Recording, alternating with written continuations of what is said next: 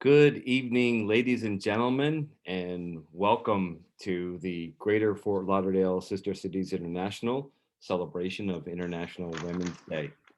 As my name is Russell Weaver, and as president of Greater Fort Lauderdale Sister Cities International, it is an honor to be able to participate in this event celebrating this most special day. I'd like to thank Greater Fort Lauderdale Sister Cities Executive Board member Julia Costin for putting together this most important event, highlighting women's achievements and allowing them to inspire others to follow their success. There's much to celebrate this year. This organization takes pride in its role of helping facilitate women's entrepreneurship at our sister city of Cap-Haitien, Haiti through the One Village Planet program. The role of women being recognized as the breadwinners of families is overlooked in both the developing world and G7 countries. Tonight, as we celebrate the achievements of women around the world, we do not want to forget the girls and the women who are not protected at all. Last month, 279 schoolgirls were kidnapped in northwestern Nigeria. You had to search hard to find this story in the news. It's one of the few stories that had a decent ending since they were all freed, most likely with a paid ransom, guaranteed that these kind of terrible kidnappings will happen again. Unfortunately, most women and girls are not so lucky. In northern Iraq, over 5,000 kidnapped Yazidi minority girls ranging in the ages from 11 to 21 years old were literally sold into slavery to men belonging to ISIS, then literally forced to become their concubines. They were forced to change their religion, lose all contacts with their families, and forced to marry horrible strangers that consider them nothing. These women and those that suffered like them must never be forgotten. Tonight, let's celebrate the achievements of women as we remember the other women that still have a long way to go. Thank you. Now, it's my honor to introduce truly an amazing woman and my mentor at Greater Fort Lauderdale Sister Cities and the past president of Greater Fort Lauderdale Sister Cities, Marion Winfield.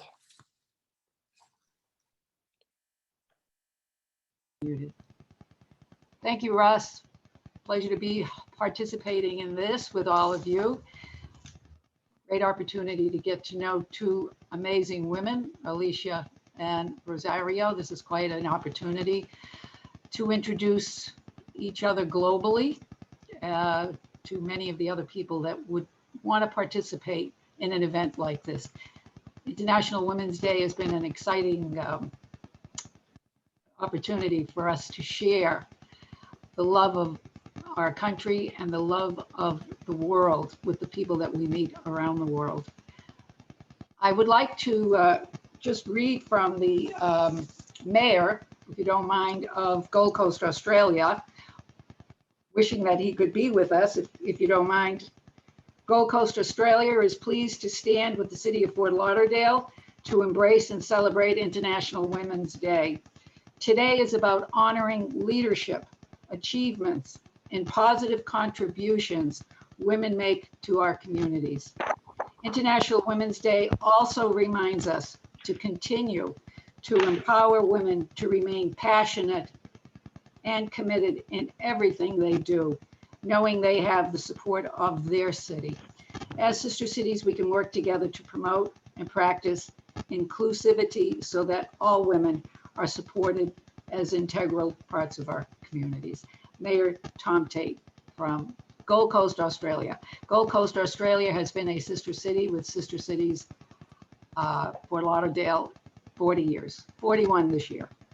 So we're always happy to have connect with our city in Gold Coast, Australia. Of course, Medellin has been the city for over 60 years. So we're always honored to be able to share that experience. With that, Julia, would you like to play the video from UCLA about how change is coming, which seems to be the motto here, put miles apart, but together for change. So I think change is a good, some good story that we're all sharing right now.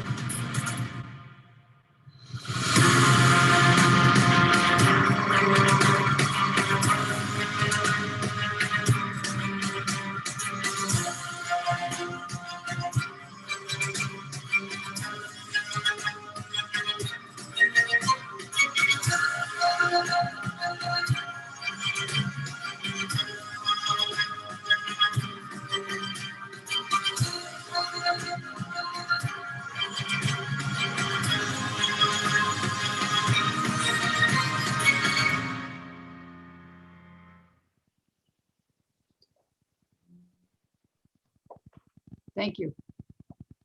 Thank you, Julia. You're very welcome. Thank you everyone for joining us today. I am Julia Costin and I'm the co-chair for the International Women's Day event we're hosting today. This event couldn't have been possible without the support of Rosario, who I called about a week and a half ago, and I said I need to create an event and highlighting the achievement of our women in our sister cities, and let's work together. She's Colombian, so she jumped on the challenge and she said, let's do it. And then also this event has been started many years ago in a more informal way between me and Marianne. We always used to have lunch during the International Women's Day at various restaurants and kind of talk about what can we as women do to address change or how we can empower other women. And finally, last year, it was the first time when we had an in-person event. And it was a great outcome. It was hosted at the Romanian consulate in Miami. But unfortunately, because of the latest challenges we've been facing with COVID-19, this event couldn't have been hosted in person. But I think this is a very good format because we are miles apart, but we're together for change. And I want to use this motto moving onwards because I have friends that join the event from like 5 miles away. We live close here. I'm in Colorado Springs right now. And we have Thais in Brazil. And then we have Sergio. I think he might be in Fort Lauderdale. And then we have our friends from sister cities and members all over the world. And the good thing for this format is we have a recording, right? So we can share with the world whatever we're trying to address. But anyways, a lot about the stories behind how the event started, but I just want to say, why do we want to host this event? And like Russell and Marianne highlighted in the beginning, to us, International Women's Day, or right now we're celebrating the Women's History Month in March, is just an opportunity for us to celebrate and highlight all of the achievements we have achieved so far, right? And then this year motto was basically to highlight our community changers. We have people here on this panel that are involved in many initiatives where they're changing and address their local communities, right? So we have Rosario and we have Alicia, who have been the trailblazers in their countries and communities to create an opportunity not only for women, but to create an opportunity for all, inclusive. And then not only that, but then also I wanna highlight today that I wouldn't be here without all of those amazing women in my life, where I was attending their speeches, conversations, presentations, and so on, and it got me inspired. And I wanted to do more and I wanted to get involved. And I got involved from the very beginnings, volunteering with sister cities, and after 10 years or so, being part of the executive board and creating change together. So my goal for today is to only empower everyone that's watching from home, from wherever you be empowered by the personal stories we all have, and think about what there is you can do in your community to address change. For my personal story is I moved in a foreign country at the age of 19. And it was a little bit challenging, but I don't regret moving. But for example, if our community would have had the opportunities I wanted to access, I wouldn't have been away from my family for over 17 years. I lost very important memories with my family, with my friends from back home, because I was forced to move away to create a better life for myself. But that doesn't have to happen anymore. Now we have the technology, we have the resources, and we have the tools. We only need the willpower to actually look in our community, in our backyard, and say, hey, what our new generation needs? What can we do? What can we change in our community to create a platform for new generation coming in? So daughters and sons and friends, they don't have to live miles away from their family and dear ones just because they want to make a change in this world. So with that and no more further ado, I'd like to introduce Rosario Casas, who's an inspiration for me. She's currently in Bogota, Colombia, but we've been friends for the past 2 years, and I think we got acquainted during our serving on a board at the Rutgers University, and ever since we kind of became friends and we started different initiatives to change the world together. So you might have received Rosario's bio in the email, in the invitation, but just wanted to highlight some of her accomplishments. And what I don't want to say some, she's accomplished a lot. I just want to say what means to me that's important to me. So she's the co-founder of XR Americas.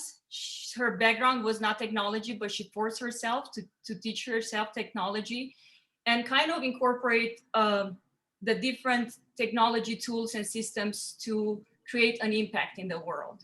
Currently, she creates a different type of impact in the world by empowering the entrepreneurs in Colombia, in Bogota, and connecting them with entrepreneurs and resources in Brooklyn, New York, and created a platform for the new for new talent to basically showcase their products, their ideas from wherever she is. Other than that, I think,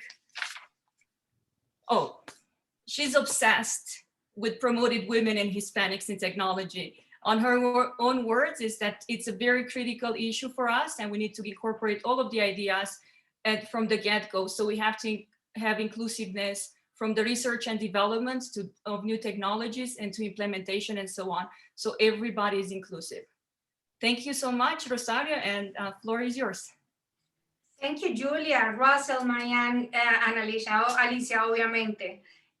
Well, it's a pleasure to be here because in some way, during the last years, I was living the mix of doing businesses and operating my businesses in different countries. And when you understand that the world is completely connected today, you find that it's easier, as Julia was mentioning, to create the impact and to approach people that you don't know or that maybe you will never know and share with them your story, your journey, and also give them some of your tools. In my personal case, I am part of a phenomenal lineage of women. My mother, my grandmother, my sisters, and as I had that since I was a child, I never realized that being a woman could be in some way difficult. For me, I took for granted that it was just enough. But some years ago, back in 2013, I ended up being the CEO for a big data company from Silicon Valley.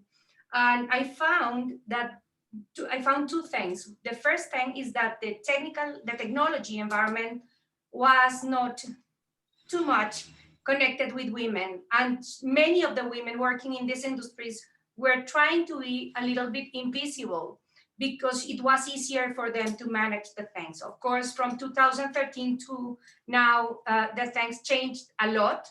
But when I found out at that moment that the conversation about being a woman was an issue, I was very surprised. And I realized that younger developers, the younger girls trying to be developers to learn the things required to in the technology world were challenged, and they needed not only mentors but also sponsors. And that's why I decided to allocate some of my time to mentor younger women in technology, younger communities of developers. And of course, I also found one thing at that time, and it was that I learned English as an adult. I have a strong accent, of course, I'm proudly Colombian.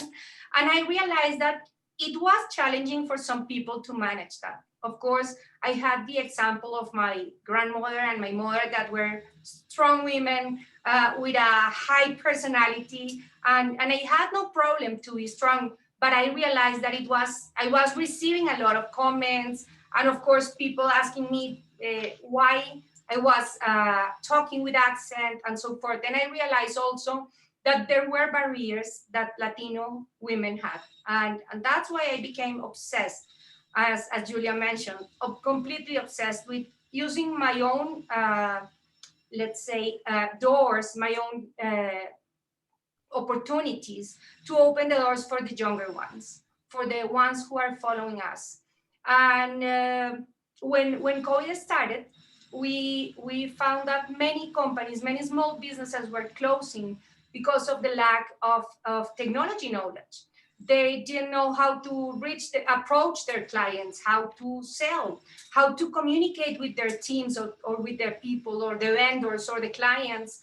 And together with my husband, who is a great ally, of course, we decided to create this incubator.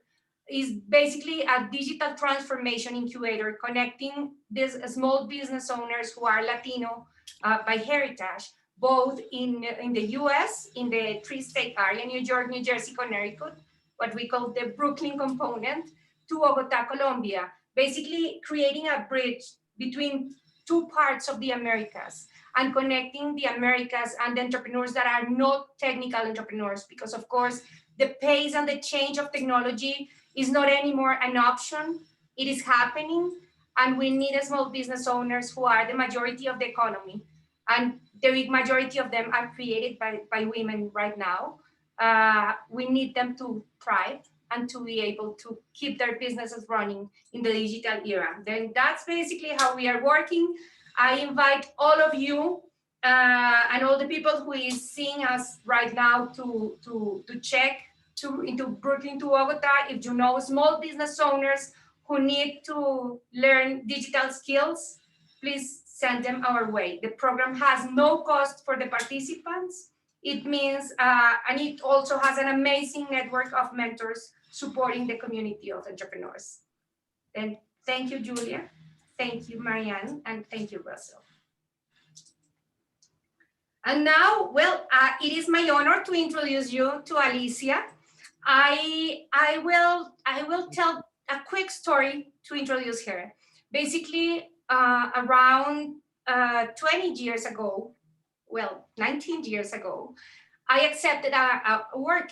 And the first week, I received the instruction to support a team where Alicia was leading together with my boss at that time, Lina Moreno de Uribe, the first lady of Colombia at that moment. And they were setting up the first catwalk that Colombia will have in Milano. It means like a super high dream, and they were conspiring to create this opportunity for the Colombian designers. That was my first week of work, and I was completely fascinated. And from there, of course, Alicia, I discovered that Alicia was the one behind Colombiamoda and Colombiatex. Those are the spaces that are connecting our positioning and positioning the Colombian fashion industry. And well, then she kept moving, and in the last year she was working with the artisans from the different regions of Colombia, creating a very special project connecting them with the real market. It means not only keeping the artisans as something small happening in the small towns, but connecting them with the commercial world. Then Alicia, it is my honor to have you here. Of course, proud to have you here. And please, the stage is all yours. Thank you so much. Nice to meet you, Marianne, Julia, and Russell. Well, here I am. I'm going to be 75 this year. I have 2 sons, Miguel and Pablo, and 6 grandchildren, 2 girls and 4 boys. And really, it's been like the dessert of the life, as they call it. They make you be child again, dance, draw, cook, so many things that otherwise I wouldn't be doing. How did I end up doing Colombiatex and Colombiamoda? It was the year 1988, and Inexmoda was founded. Inexmoda is an institute that was founded in order to project the textile industry and the fashion industry in Colombia, project them in the world. So I ended up working in Inexmoda, and they gave me the dream. I call it a dream. They say, well, okay, we have a fashion industry, we have a textile industry, let's do fairs, traditional fairs. At that time, Las Vegas had a big fair, Barcelona had a big fair, Paris had a big fair. So let's do things. And you are going to be the director. I don't know how to make fairs. How can I be the director? I've never done a fair. No, you can do it. So I was sent to Barcelona. I stayed in Barcelona for 2 months with the possibility to be in the inside of a fair and just, you know, looking every little details and how to do it. So I came back to Colombia and I said, yes, I'm ready. Let's do Colombiatex. Colombiatex means Colombia Textile. And June 89, we did the first fair. We only had 30 exhibitors, no international media, no international buyers. Do remember that at that time, Medellin was considered, it was not a perception, it was a reality. We were the most violent city in the world. We were. And at that time, we, the group in Inexmoda, we decided we were going to do the fairs. There were 2 possibilities. Either you stay home, you cry, you were feared of everything, or you had the famous word that is, you know, like a fashion right now, resilience. Well, we had to find it. In 1990, we had to find it. And as a city with the textile, not only the textile industry, but with the mayors of the city, the ministers, the first lady, Lina, was very, very clever and important in this moment. I found out one of the things that I sat down at lunchtime, I found out the dream was possible. You could be a dreamer. And I remember Julia and Mariana and the people that are connected, that my grandfather, Rosario, also mentioned her grandmother. My grandfather, Gonzalo Mejía, he was a visionary. He was a complete hero for me, for the things he inspired others, for the things he did and always did them, always thinking in the community, not his own, I don't know how to say, his own, well, and at my house, at dinner table, I was not listening to fairy tale princess things. I was hearing about what he did. He did the first movie, he brought the first tax companies to Medellin, he brought the first ships that navigated in the Rio Magdalena. So everything that I was hearing, I was in some way receiving like an injection of that energy. Things can be done. You can dream. You can be passionate. You can be a little bit crazy. If in that craziness, you think about other people. If you want to be a leader, you have to be a leader for the good. You have to be able to leave your ego. That's a terrible word. It has 3 E-G-O, and ego always is, you know, crossing in the middle of everything. So we started doing a very important networking. The board in Inexmoda said, well, you have to travel. You have to start travel. It's the only way you're going to know people all over the world. So in the moment that we can invite people to come to Colombia, we already have this network. So that's it. We started going to Milan, to New York, to Las Vegas, to London, to Paris. And since we were dreamers, well, we were able to say hello to people. I'm from Colombia. And immediately, Rosario knows that when you mention in that time of the 90s, I'm from Colombia, there was only one signal in the head of the people, and it was, oh, Medellin and other names. But you started to make, like Julia and Rosario just tell us, you started, you know, to make empathy to people. People understand that you are much more than that story about Medellin, that you have much more to offer, much more to tell, much more to do. So we started. It took us, I would say, like 8 years to make Colombiatex and Colombiamoda really, really important. I would say they are actually the most important fairs in Latin America. If you introduce yourself as Alicia Mejía from Colombiamoda, Alicia Mejía from Colombiatex, they know who you are, what sector you belong to. Actually, I'm not in Exmoda. I left in Exmoda like 20 years ago.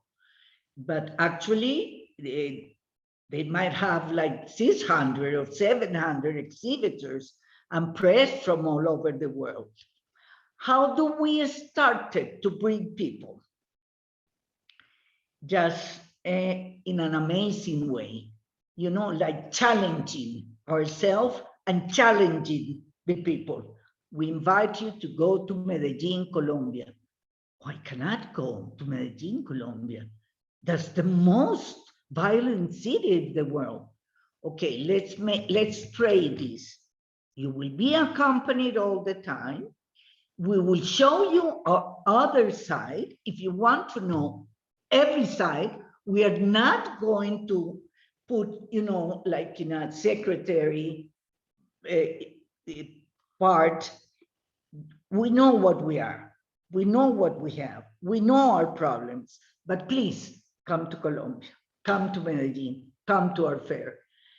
And it was like magical. Sergio is there. Sergio was big part of my dreams, Sergio Escobar. And Sergio understands when I tell people, come to Medellin, and 3 or 4 days later, they were in love with Medellin. They could not understand how a city with so much problems had that smile in the face and had that way of receiving people and had that way of making people feel at home. I started when Rosario said, I never thought being a woman was a problem. I never thought being a woman was a problem. I thought it was exactly the same thing. I was able to do everything. I had to dream, I have to put my heart in the dream, and I have to put the input to be able to sell my dreams. So I started these partnerships with the industry, with the majors, with the ministers, with everybody, not only the textile and design sectors, but the whole city as a whole. We needed to change perception and reality. We needed to do something about it. And then we started, people started coming. We had a year where we had like 50 media from all over the world, buyers from all over the world. The place started to grow, and we were demanding the city, we were demanding the major to build more, build more, build more. And they were saying, Alicia, you're crazy, build it. And we are going to occupy it. If we don't have the space, how do you want us to make Medellin a city that is known in the world as a city where fashion and textile have culture about it? And all of a sudden, Oscar de la Renta was in Medellin, Carolina Herrera was in Medellin, Agatha Ruiz de la Prada was in Medellin, Loewe was in Medellin, media from New York, media from London, media from Barcelona, and we became so close friends, so loved friends, that the fairs started to be, and I don't know, I never kept dreaming, I never kept thinking that things were not possible. Dream, it pays if you dream. And when I speak to young people, I always invite them to dream in the day. You can dream, or you are supposed to dream in the night when you go to sleep. Okay, dream. But in the day, my dear friends, you have to dream. In the day, you have to dream, and you have to be committed with that dream. It's not only dreaming, it's how you're going to make the people around you believe in you. You have to generate the trust and believe in your dream so they all come part of the dream. The team in Inexmoda, I would call it the dream team. They were never tired. They never said, this is not my obligation. We were always ready to do what we had to do in the minute we had to do it. And Inexmoda, I'm speaking of 1889, 90s, there were 3 men working in Inexmoda and 15 women working in Inexmoda. Was that premeditated? I don't know.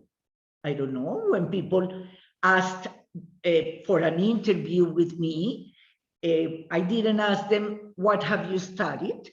I asked them, how crazy are you? Do you like to dream? Do you feel can you get in an airplane and go everywhere?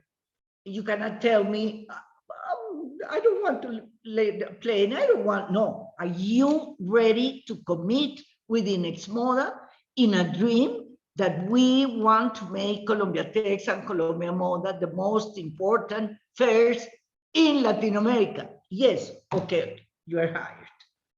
And all of a sudden, it was 15 of us. Actually, I don't know, Inexmoda has grown a lot since I left it. And what have I learned from this?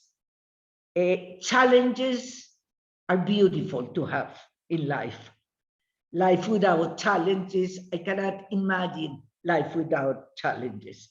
You can be 2 things, well, many other things, but you can sit and look the world move in front of you, or you can go down in the world and be part of that world in which you had the beautiful opportunity to be born. I give thanks all the time for what I have been able to do and the respect that people have for me. It's very beautiful. It's not my ego. It's like, oh, it was really, it did it. I did it. We did it. I don't like to speak, Alicia did it, Alicia did it. It's Marta, Elsie, Rosario, Lina, Julian, Pedro, Roque. So many us, so many of us, so many. And it was something very beautiful. When I cried, they cried with me. When I laughed, they laughed with me. We were so connected. There was so much empathy in the task, in the dream, in where we were going. We never let ourselves move from our dream. We never let ourselves be frightened. And we could have been very frightened. We could have sit down and said, there's nothing that can be done. This is the most violent city of the world. A friend has been kidnapped 2 days ago. Let's not do the fair. And well, go home and cry, and I don't know what else to do.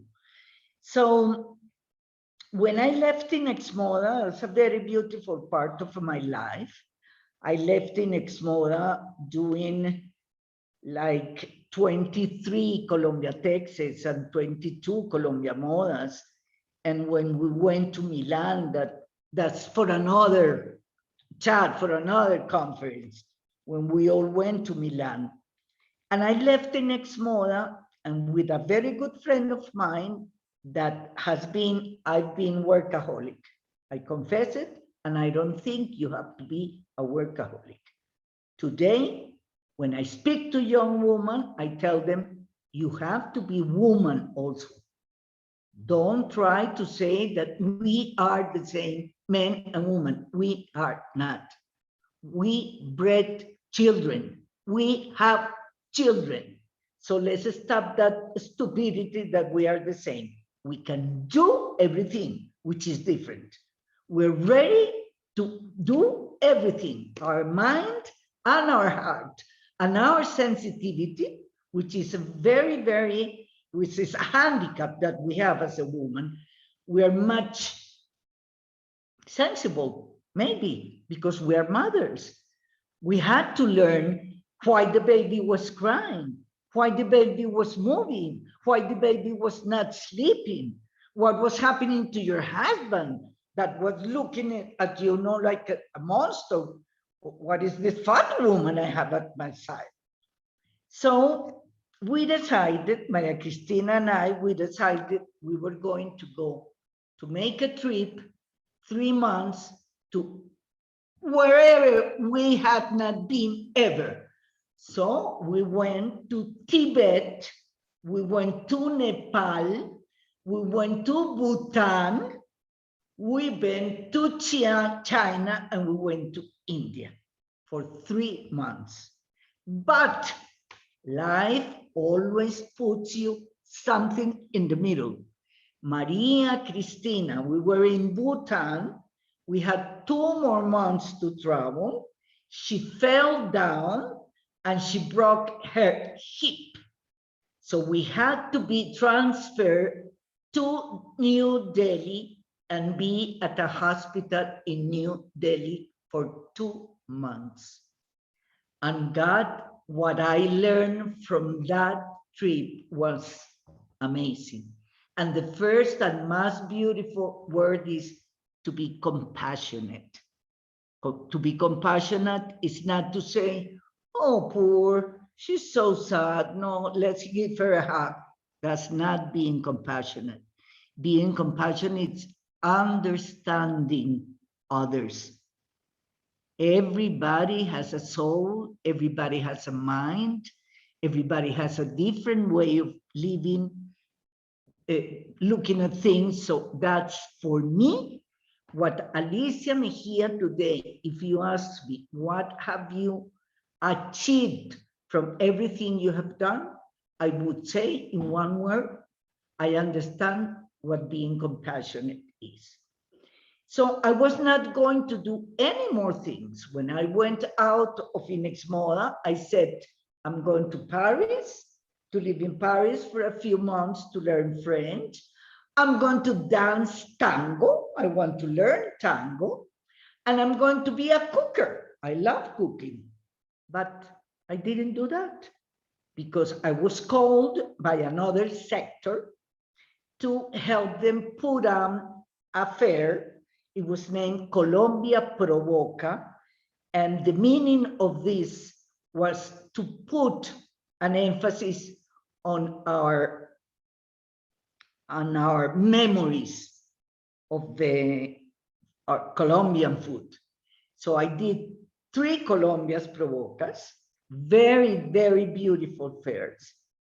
Then I said, no more, really no more. And then again, that little, I don't know how you call it, that little light, I was called to work with Artesanías de Colombia, and they asked me to put on a fair in order to, in Medellin, they have one very big in Bogota.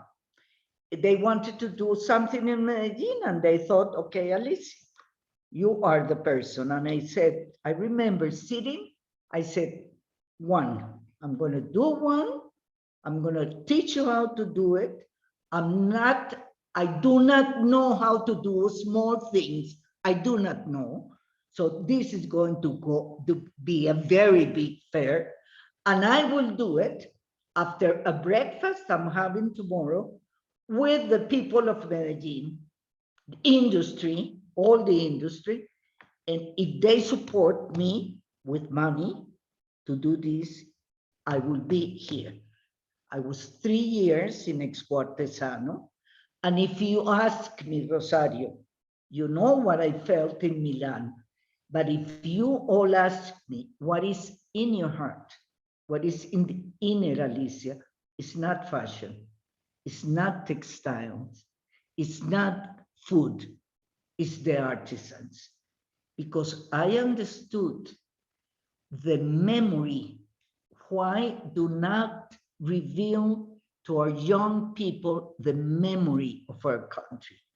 What is it that if we have guests, we do not put on the table our meals, Our dinner were, well, somehow what Mexico does.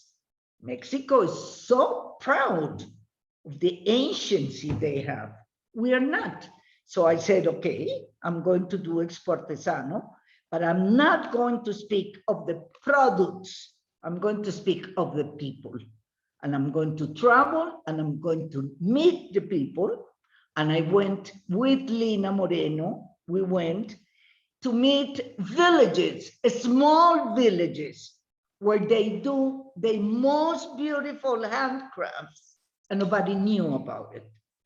So I'm proud of that. I think Exportesano Memory connected the people with the artisans, and now you see women and men wearing the mochilas.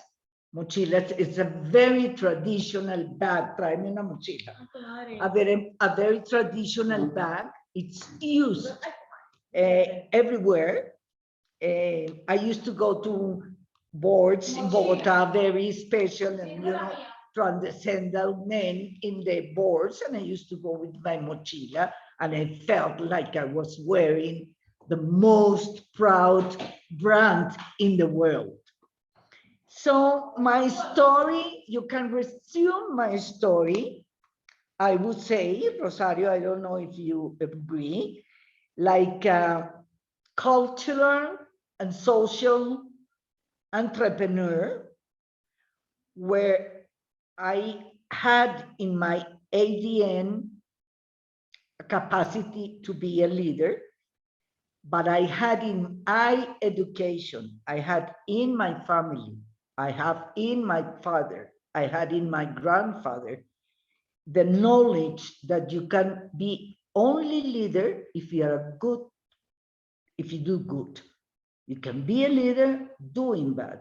You have to be a good leader, but first you have to think, okay, this dream, this crazy dream that I have, what is going to be benefit my city, my community, my partners, my family?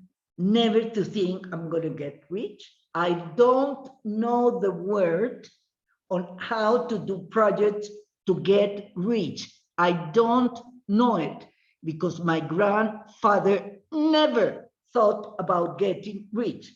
I sometimes tell him, oh, you should have taught us a little bit how to be a businesswoman, not only a dreamer woman, because he left a note before he died that he dreamed that we were crazy, that we were like Quixotes, that we were dreamers, and we were just to people, justice. We had to receive what we deserved, and we had to give what the other partner deserves. So I think time is over. I think time is over. I don't know if you have questions, if you want me to emphasize in any of the projects, if you want me to tell you Identidad Colombia in Milan, how that was, you know, like a fireballs when we arrived in Milan, and we did a catwalk where Armani might be doing the catwalk, or Versace might be doing the catwalk. And we went with artisans, indigenous women that had never left the village, never left the village. We arrived in Milan at -0. And I remember this beautiful, she's my friend, I love her, Conchita Iguaran from the Wayuu community. They wear these beautiful mantas guajiras, is what they always dress, and they were literally freezing. So I had to go and buy them things, and they were, you know, they came from this little village, and we arrived in Milan in a catwalk, and all the media, the most important media from Colombia, flew with us. I say that it was exactly as we were going to a football champion in Milan. So I'm a happy woman. I'm a grateful woman.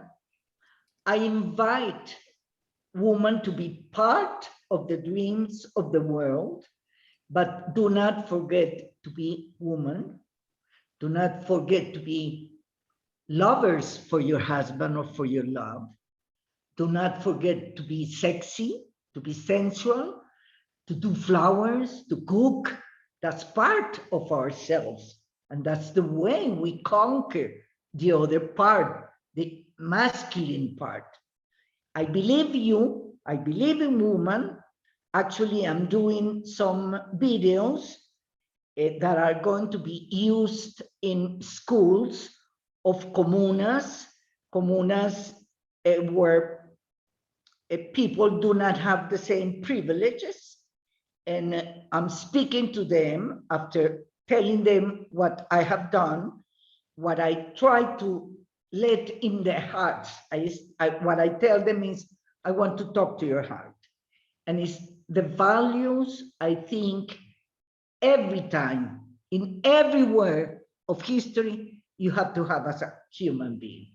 You have to respect, you have to work for others, you have to leave your ego inside, I don't know where, inside where, but you have to put it in order to be a leader. You cannot be an ego person.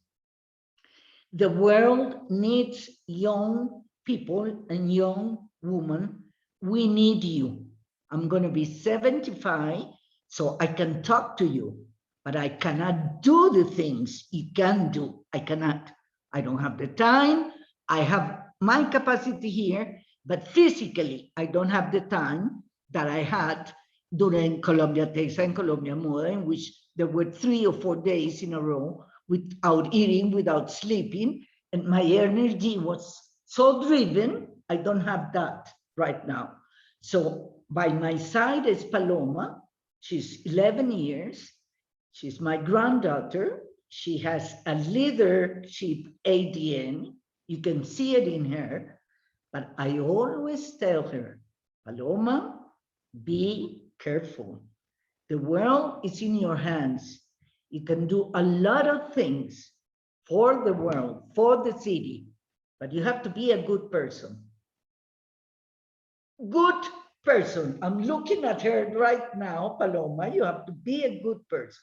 Bring me a mochila. What your mochila? Ah, yo pensaba que era una mochila. So I'm ready. Do you have any questions, Julia, Marianne, or the people that are with us?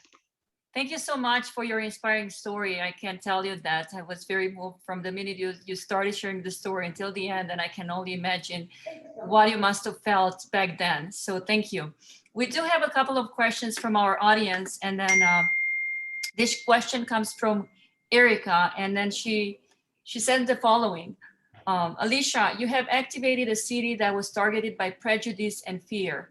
Now businesses are affected worldwide by fear of a pandemic. Where do you believe is the potential to activate markets in the way you did with fashion in Medellin? Well, I think the world has changed so much that now you have to be very clever when you decide what sectors of the country are capable of being international. The world, as Rosario said it, is one global town. One global town. So if you want to be there as a woman or as a man, but we are talking to women right now, you have to understand what your country is capable of doing, where in the world your product can be wanted. There's so much things in the world going on that I think, to the person that asked the question, it's very important that you work with government institutions and cultural institutions and museums to understand your identity as a city or as a country, you have to find your identity, because white beaches are all over the world. Dry martinis are all over the world. What is it that you, as Colombia, what is that you have inside that you, with pride, with dreams, with entrepreneurs, with women doing projects, you can achieve? I wanted to show you this. This is made by our Jew community, and it's such beautiful, it's knitted. They take like 3 months to knit this. It was never used before, and now everybody wears a mochila, because we make people understand that they are part of our identity. We are not alone. The memory of what we are is in the communities, is in the small villages. So I'm not so sure that I would be a very good advisor on what sectors to promote. That's a good question for me too. What I would be a good advisor is, you cannot run, you cannot get your, like angel movements in your head. You have to put your feet on the earth, because the world is very competitive, very competitive. And you have to understand what you're going to offer, where, how much. The famous question, who, what, where, what with, and I don't know if I answered the question, Julia. You did great, thank you. And this next question comes from Sergio Escobar. His question is, today I see young women more active than young men working for the future. Is that happening in many places around the world? Or what do you think is happening in our society?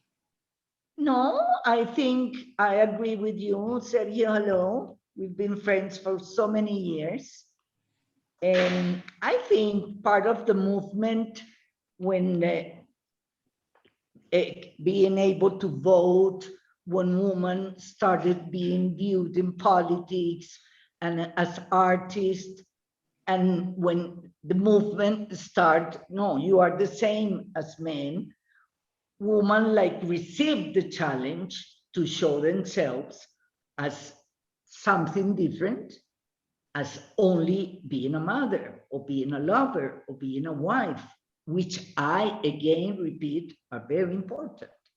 But we understood that if we committed ourselves to be in the movements of the politics, of the private sector, of the art and cultural movements, we will somehow show that, oh, okay, yes, working with women is great.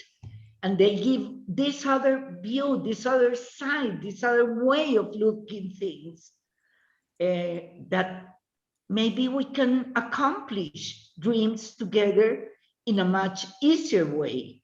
So, Sergio, I think it's all over the world, even though the first things that you said about the kidnapping of the girls, and I saw yesterday in YouTube a documentary of Birmania, and how the women are treated, and how the girls are sold in India. We have much, much, much to do. It's not only to be businesswoman, it's only to be human woman. It's to help the humanity to be more human. I think that's one of the big challenges. When you get in the idea, you call Rosario, help me with this, is to understand that we are in the 21st century and where is the world heading? And I think you have to learn to be a better human being and more humanity. But I think it's a revolution. I think it is.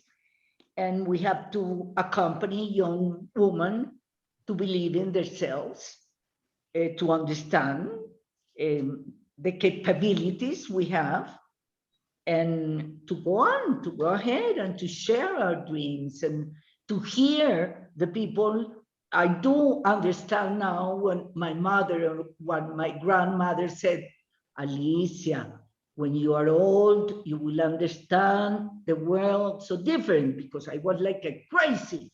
I wanted to do everything. And now I understand. When you are old, you get more wise. And it's very important for the young people to respect the wise of the oldest and communicate the values, communicate the desires, communicate the dreams, and put things together as a country, as a family, as a city, and as a world. Thank you so much, Alicia. This is very inspiring. We all have lots of questions, but unfortunately we don't have enough time. But we look forward to hosting you in a future event, either like talking about these particular challenges we're facing and other ideas. I think you have a wealth of information to share with us and with the world. As you see, we have the world today joining during today's session. I want to give the floor to Marian for a second to introduce one of our guests, and then we'll have Rosario do I Am a Remarkable Woman workshop. So please stand with us for a little longer.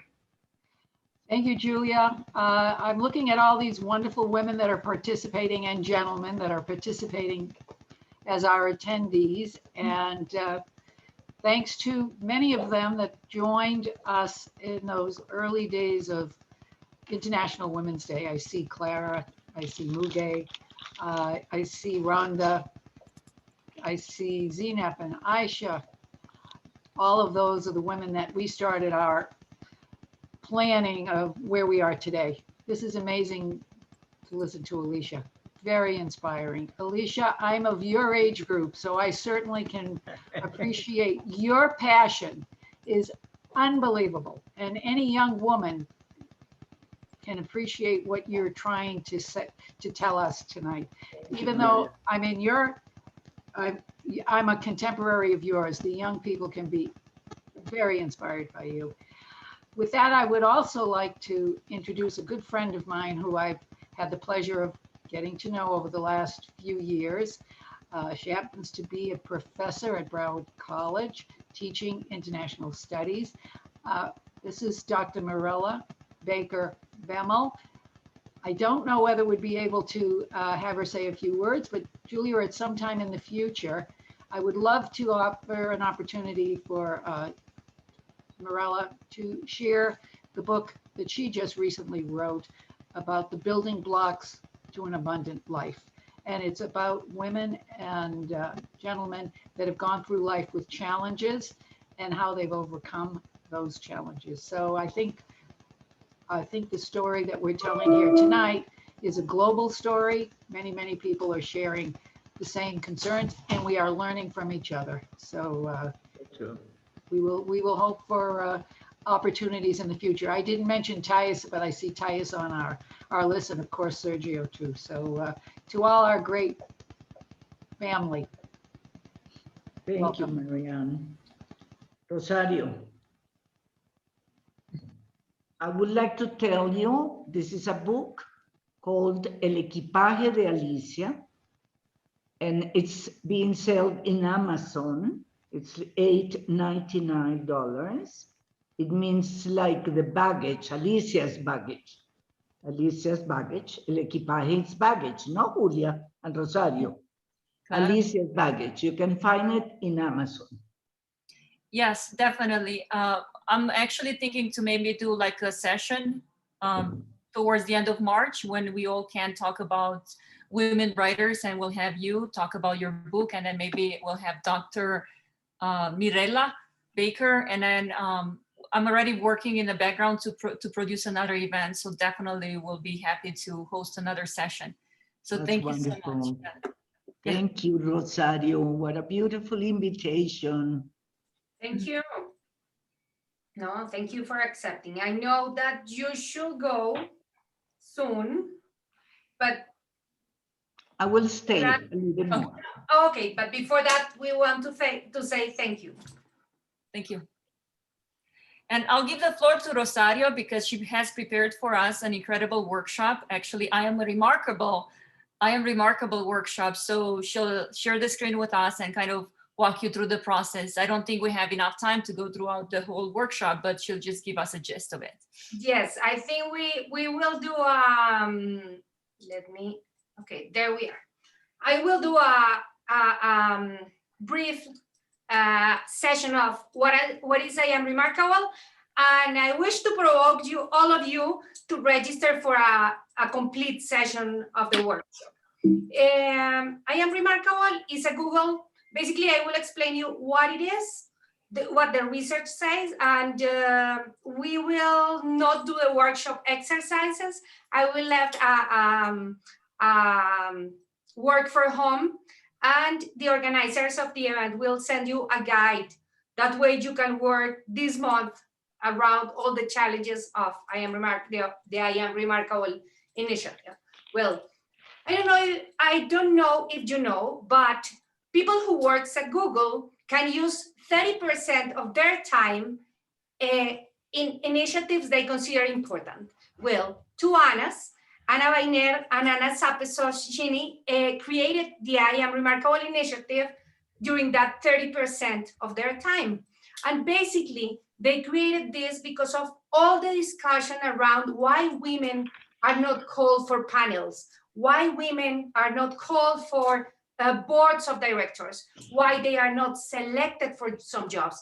And they realized that right now, around 70%, the first 70% of the selection processes is happening in the networks, in LinkedIn, Google, etc.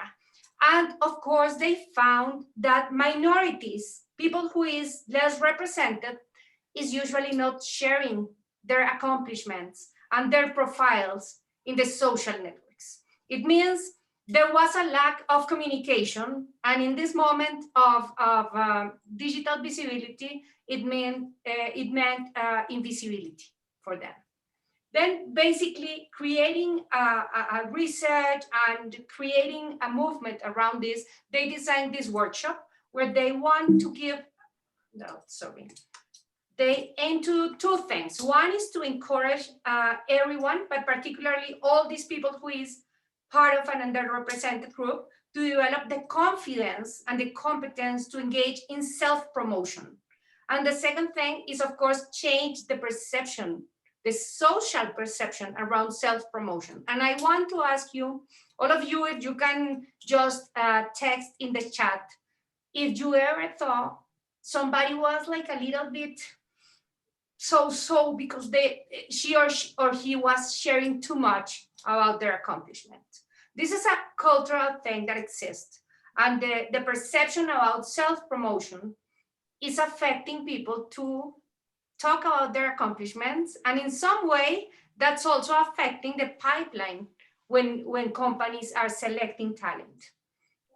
Then basically the first point around this initiative is that, of course, if it is based on facts, it is not bragging. And of course, that accomplishments do not speak for themselves.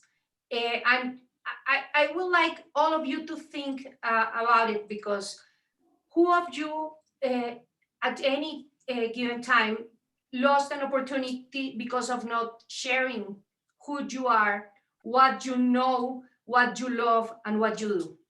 And for sure, all of you will find a moment in your life when you lost an opportunity because of not sharing with the correct people, that you were the correct person with the correct skills to accomplish or to be selected for that. Then basically, basically, of course, when you are self-promoting yourselves, it's important to consider that it shouldn't be from the ego. As Alicia was mentioning, of course, it can be confused just talking about yourself all day long and so forth. But when you are sharing with the people and with the companies and with the third parties, your accomplishments, you can create a space, not only for yourself, but for the others who are close to you. Remember when I was sharing that I used to tell my story to open the doors for the younger ones. In some way, when you are telling the world that it is fine to have a mistake, it is fine to be different, it is fine to have an accent, and you create with that the space for people to feel more comfortable when they are promoting themselves. Of course, there is also this let's say these biases around some specific ethnicities or characteristics. And I used to say that a developer with red nails is not very common, but it could be in many cases. And I have this very funny story. When I arrived with one of my business partners in Exar Americas is a man. He is a marketing person, he's commercial, he is not a developer, and he is not technical, and he doesn't want to be technical. And when we arrive to the meetings, without telling who we are, in the majority of the meetings, people assume that he, as a male, is the developer, is the technical person in the team. And I don't know if you ever had situations where there was a bias. I also used to say that if you have a Latino woman presenting a company, a software company, and you have an Indian guy talking about software, for sure there is a bias where you can immediately think, well, maybe the Indian guy will be the one with the software company, with a solid software solution. And these are cultural biases. Of course, India has a phenomenal system to teach math, and of course the educational system improves that. But it doesn't mean that if you are not Indian, you can't build a company like that. And basically, I decided to take this workshop because I was part of that group that was, let's say, not selected, or I was in the negative side of the bias. I was a Latina, I didn't have a technical background, I had an accent, and then I realized that it doesn't mean that I cannot be building technology. And that's basically the point here. When you start having your accomplishments and realizing that you are able to pivot yourself even and acquire new skills, that's an easier way to start creating this space for yourself. And of course, well, sorry, I will move a little bit. Of course, as I was also mentioning, in some cases, language is a barrier for people to share their accomplishments. Not only language as English or Spanish or Italian, but also the way we move, the way we express, because different cultures have very different particularities. And I will tell a story that is very beautiful. Of course, Latinos, we are like this, we move the hands, we do everything. And in many cases, in some cultures, it sounds like they are very intense. We are very intense. But when you understand the differences between the cultures and you understand why each culture is how it is, you can take the positive of it in the organizations. And this is basically part of how, why allowing or creating the space for diversity to exist is very important. Studies mention that 53% of the greater 53% of the companies are the ones with women in their boards of directors. Basically, having diversity has a real return, and basically explanation is very easy. When you have different perspectives and different backgrounds, it is easier to find more efficient and better solutions. Then the companies could find solutions to problems or to issues that will never appear in the mind of teams that are exactly the same.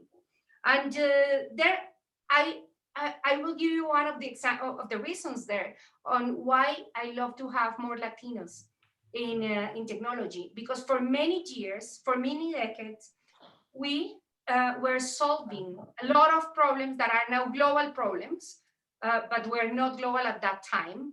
And we were solving them with less resources, and we were able to do it. Is in some way, we are more creative with less resources than some other people or other cultures that had more things since the first moment.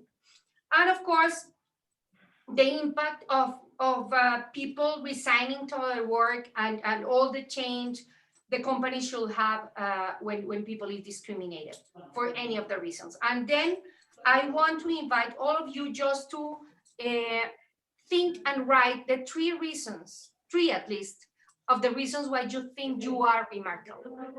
Please take a pen and write in your paper in front of where you are 3 reasons why you think you are remarkable. And here I will jump some minutes about the exercise, but I will invite everybody to chat and share with us one of those reasons. Pero qué momento tuvimos tecnológico, ¿ah?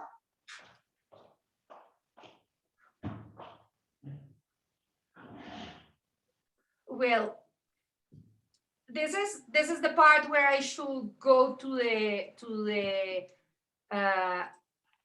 details of the workshop, the one that we can continue in another session. But what was happening with this workshop? Basically, the impact over the people was that people was feeling more confident to share their accomplishments, of course. People was able to find talent in their organizations that was invisible because this person was not sharing their accomplishments, their skills, and so forth. And finally, this workshop was creating the opportunity to see people in other spaces. And well, basically my invitation is, if you want you and your team to be in the correct boards, in the correct seats, in the correct new roles, please create a culture where it is a good thing and is well received to share who you are, what you love, and what you are so good doing. Thanks. Thank you. Well, thank you so much, Rosario. That was great. And I will take up for the invitation of hosting a future workshop. I believe it takes an hour and a half or so. But almost 2 hours. Almost 2 hours. So I will put a workshop. So I have 2 things to schedule in the future. One is to highlight the women writers and share their ideas and books with us. And one is to host a I Am Remarkable workshop. But I just want to say thank you so very much for inspiring us today, for sharing your story, for being candid with us, right? Because sometimes we read in the media the accomplishments of other people, or you see it on TV and so on, and you have this PR powerhouse that creates something like an incredible story that only Supermen or Superwomen can achieve those dreams, and you feel like less and less and less, right? So when we have in front of us actually people that walk the walk, talk the talk, have impacted community, had made great accomplishments, not only in their community, but throughout the world. And I invite you to further Google Rosario and Alicia to kind of learn more about their backgrounds. It is amazing. It is amazing and inspiring. And they're here, they're real, and they had real challenges just like any of us. And they have a lot of barriers to break, right? Not only the barrier that you come from a country that's not viewed in a positive light, right? Like we talked about, like Medellin, but then other barriers, like being a woman may be a barrier sometimes, or having an accent, or the way we communicate, right? So all of that, regardless, those barriers they had, they're able to achieve their dreams. They're able to dream, first of all, but then further to achieve the dreams and actually impact not only their lives, but the lives of others. So I just want to share the screen with you all, and I want to offer everyone a certificate of appreciation for being with us today. Normally, we will do this in person, shake hands, take a photography, like a picture, right? And then give you a nice plaque. But thank you, Rosario, and thank you, Alicia. Thank you, Marianne Wilmfield. And I know that amongst us, we have Miss Georgiana Jova, which has always been an incredible supporter of our sister cities. Whenever we have events on face-to-face, she's the caterer. She's always, when we call her, she's always there. We always have a call to action for Georgiana. Please delight our guests and hosts with your wonderful desserts, Mondo Cannoli. So thank you for joining us today.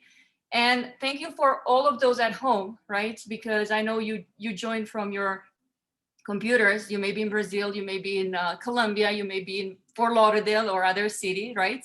So we want to say thank you very much. And I would like to have Russell and Marianne say a few closing words. Thank you.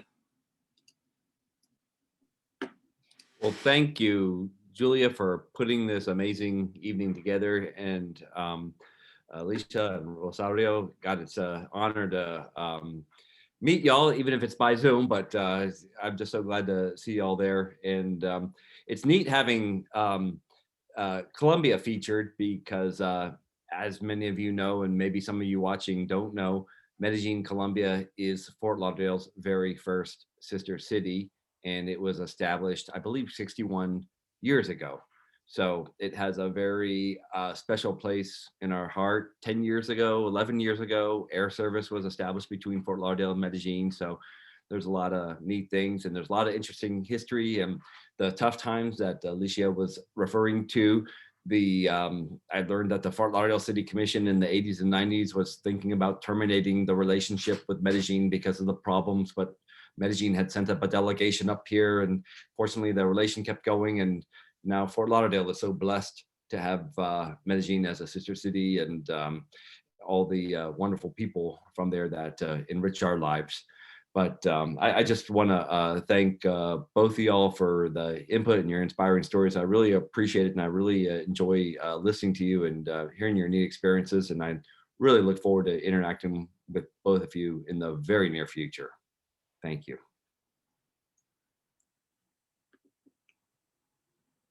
Marianne, we can hear you. You're muted.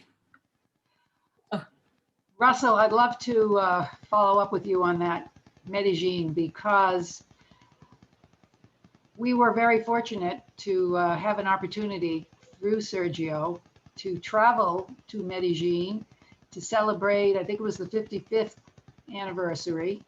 You were part of that delegation. Sergio Escobar arranged a fabulous event. The mayor at the time was Mayor Jack Seiler. Jack Seiler. Jack has not stopped talking about the visit to Medellin. He loved everybody that he met there. This is the important part of what traveling does. It opens up your eyes to seeing who the people are. You learn so much more when you meet who the people are. The politics, separating all the politics, but meeting the people, the welcome that they received in Medellin has impacted him tremendously, and the people that traveled with him. So we've been very fortunate, and we learn that with every one of our sister cities. The people are the heart of the city, and once we get to meet them, the friendships just continue. So yeah, I always have a lot more to say, but for sure, that's the most important tonight. Thank you. Thank all. And to say thanks to Sergio, we also had our current mayor, Dean Trentalis, was down in Medellin about 2 years ago also. Well, it's time to plan another trip after the pandemic is over. So we have our geographical points, one in Medellin, Colombia, and one in Constanza, Romania, hopefully soon. But great talk tonight. And thank you all for joining us. Thank you all for allowing me and Rosario and Marianne and everyone in this panel to actually share some of the things we've been working on in initiatives. We'll definitely committed to provide more programming that empowers communities, empowers women, empowers minorities, and education. As you all know, last year we have started the Borderless Book Program, which means to empowering the kids in our sister cities to learn English as a second language. So we have book drives throughout the city of Fort Lauderdale, actually, and then throughout South Florida, we collect books that will be further sent in our sister cities. So we have a pilot program starting with Constanza. I believe we have about 500 books, but they're not in a centralized location because of the pandemic. Everyone is like collecting books and keeping it at their office or work or in home and so on. But once we have a book drive, we're gonna reach out to our chairs for the sister cities and kind of understand what is the need in their communities in terms of sharing those books with the children, with the schools, with the libraries. So that way they have the access to learning English as a second language, which we all know it's a universal business language. It is a universal language. So that way we are eliminating some of the barriers and some of the prejudice that comes with having an accent or not being able to communicate in the language that you're expected to communicate. So thank you so much. Have a great evening, everyone. Julia, may I say one more thing? Yes. I am truly missing Georgina's treats tonight. Okay. Wonderful. Next She time. is amazing. Talk about an entrepreneur. This girl fits this category. She belongs with the women that you've introduced us to tonight. Georgina, we'll look forward to seeing you soon. Pandemic's over. Thank you. Wonderful. Well, thank you so much. Have a great evening, and I look forward to hear from you.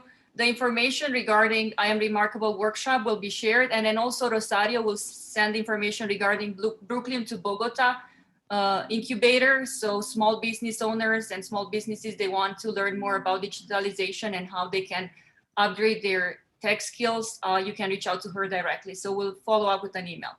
Thank you so much. Have a great evening. Bye. Thank you. Thank you. Thank you, everybody. Thank you. Look forward to the next one.